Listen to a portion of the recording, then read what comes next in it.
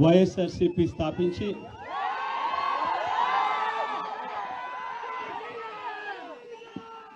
15 సంవత్సరాలు దాదాపుగా ఈ రోజుతో మొదలవుతా ఉంది.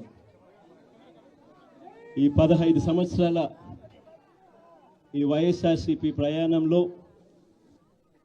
మొట్టమొదటి రోజు నుంచి ఈ పార్టీ పుట్టింది కష్టాల్లో నుంచే పుట్టింది.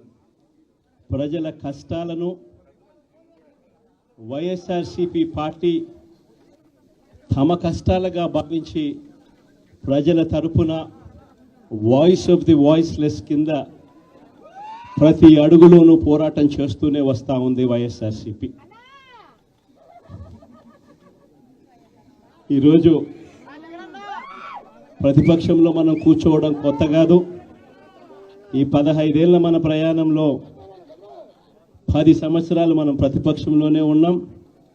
దీటైన సమాధానం అధికారంలో ఉన్న వాళ్ళకు ఎప్పుడు ఇస్తూనే వచ్చాం.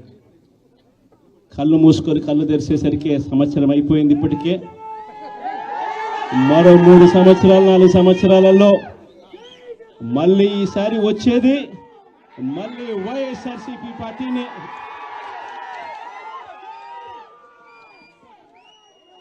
ఈరోజు వైఎస్ఆర్సీపీకి సంబంధించిన ప్రతి కార్యకర్త కూడా గ్రామంలో ఉన్న ఏ ఇంటికైనా కూడా వెళ్ళొచ్చు. ఏ పేదవాడింటికైనా కూడా వైఎస్ఆర్సీపీ కార్యకర్త సగర్వంగా తలెత్తుకుని కాలర్ ఎగిరేసుకొని వెళ్లే పరిస్థితి వైఎస్ఆర్సీపీకి సంబంధించిన కార్యకర్తలకు ప్రతి ఒక్కరికి ఉంది. ఏ ఇంట్లోకి వెళ్ళినా కూడా వైఎస్ఆర్సీపీ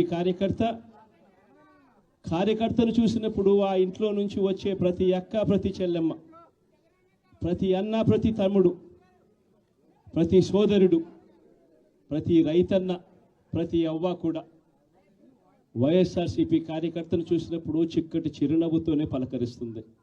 కారణం వైఎస్ఆర్సీపీ ఏదైనా కూడా చెప్పిందంటే చేస్తుంది అన్న నమ్మకం ఈరోజు ప్రతి ఇంట్లో కూడా ఉంది. కాబట్టి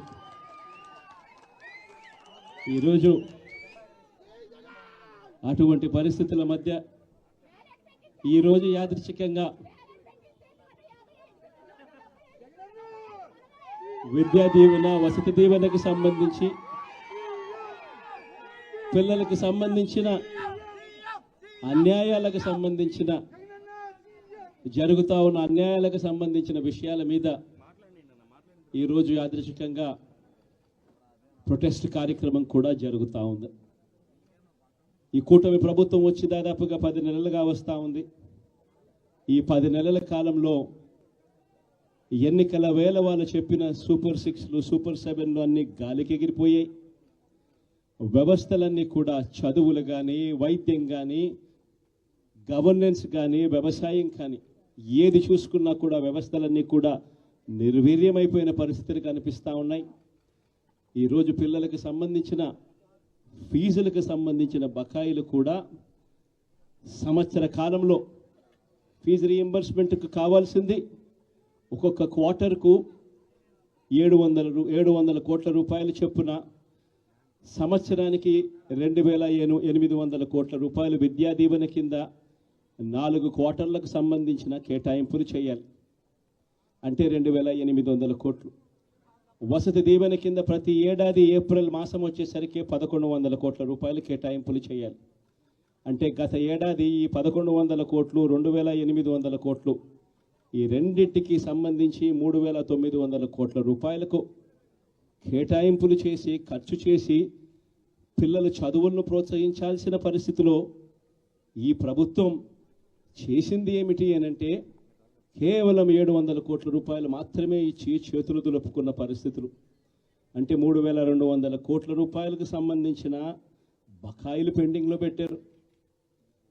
అదే మాదిరిగా మళ్ళీ ఈ సంవత్సరం 2024-25, 2025-26కు సంబంధించిన ఈ సంవత్సరానికి సంబంధించి ముందుకు పోవడానికి ఈ సంవత్సరానికి సంబంధించిన విద్యా దీవెన కింద 4 కోట్లు, ఈ విద్యా దీవెనకు సంబంధించి ఈ 2800 కోట్లు మళ్ళీ కావాలి.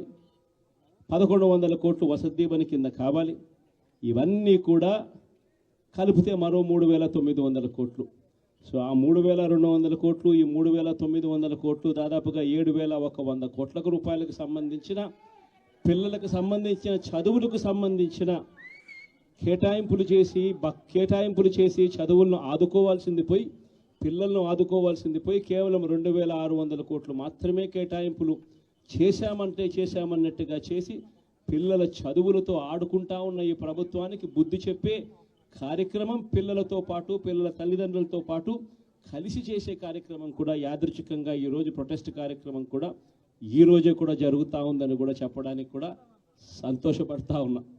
వైఎస్ఆర్సీపీ ప్రభుత్వం ఎప్పుడూ కూడా ప్రజలకు తోడుగా ఉంటుంది, ప్రజలకు ఎప్పుడూ కూడా అండగా నిలబడుతుంది, ప్రజల తరపున ఎప్పుడూ గొంతుకై వైఎస్ఆర్సీపీ ఎప్పుడూ ప్రజలకు అండగా ఉంటుందని మరొక్కసారి తెలియజేస్తూ ఈరోజు ప్రొటెస్ట్ కార్యక్రమంలో పాల్పంచుకుంటా ఉన్న ప్రతి ఒక్కరికి, ప్రతి కార్యకర్తకు, ప్రతి నాయకునికి, అదేవిధంగా పిల్లల తరపున, పిల్లల తల్లిదండ్రుల తరపున వాళ్ళతో పాటు కలిసికట్టుగా ప్రయాణం చేస్తూ ఉన్న ప్రతి ఒక్కరికి కూడా ఈ సందర్భంగా మీ అందరికీ కూడా చేతులు జోడించి పేరు పేరున మీ అందరికీ కూడా కృతజ్ఞతలు తెలుపుతా ఉన్నాను. వైఎస్ఆర్సీపీకి సంబంధించిన 15 సంవత్సరం లేక అడుగు పెడతా ఉన్న ఈ సందర్భంలో వైఎస్ఆర్సీపీకి సంబంధించిన ప్రతి నాయకుడికి, కార్యకర్తకు ఈ సందర్భంగా కంగ్రాచులేషన్స్ కూడా మరొకసారి కూడా తెలియజేస్తాను.